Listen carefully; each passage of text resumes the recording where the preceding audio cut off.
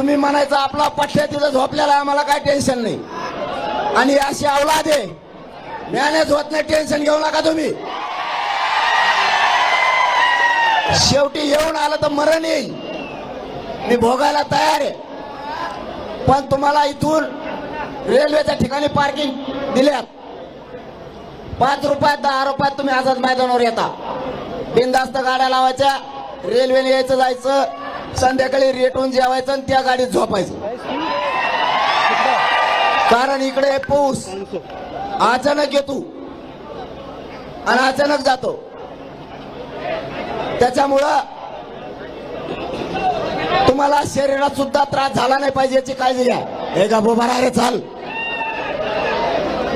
काही झालं माझ्या समाजाला किंमत द्या. पुन्हा एकदा सांगतो, समाजाने खूप विश्वासानं आपल्याला 500 किलोमीटर पाठवलंय.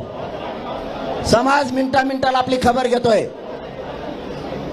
समाजाला असे आहे, लढायला गेलेले पोरं आमच्या लेकराला विजय घेऊन येतील, म्हणून तुमच्या डोक्यात फक्त विजय ठेवा.